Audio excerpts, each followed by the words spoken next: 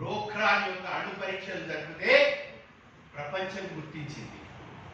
ఎందుకంటే అప్పటి వరకు ప్రపంచంలో దేశాల్లో ఉన్నటువంటి ఒక సిఐఏ, కేజీబీ, మొసాద్ వాళ్ళు ఏమనుకునేవారంటే తెలుసా, భారతదేశంలో బెడ్రూమ్లో భార్యాభర్తలు ఇద్దరు గుసగుస మాట్లాడుకుంటే ఆ గుసగుసని కూడా మేము డీకోడ్ చేయగలుగుతాం.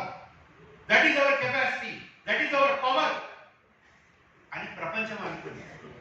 బట్ ప్రపంచం యొక్క కళ్ళు కప్పి ఎప్పుడైతే మనం ఈ పోఖ్రాన్ యొక్క అణు పరీక్షలు చేశామో ప్రపంచం నివ్వెరపోయింది. How come? ప్లీజ్, ప్రపంచం నివ్వెరపోయింది.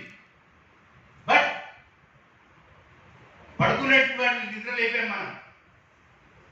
నిద్ర లేపిన తర్వాత మళ్ళీ మూడోది పరీక్షలు చేశాం. రెండోసారి ప్రపంచం నివ్వెరపోయింది. ఎందుకో తెలుసా?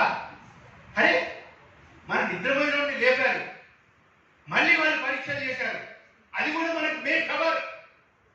మన శాటిలైట్లు, మన ఉపగ్రహాలు, మన యొక్క జాసూసీ వ్యవస్థ, మనకు సంబంధించినటువంటి ఒక అంతా ఫెయిల్ అయిపోయింది.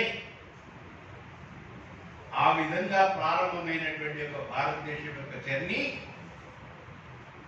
మనందరికీ తెలుసు. పుట్టినటువంటి యొక్క పురిట్లోనే సంధి కొట్టిందంటారు.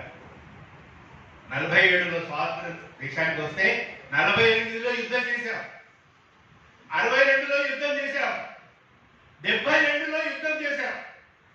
తర్వాత మనందరికీ తెలుసు కార్గిల్ వార్లో ఏం జరిగిందని.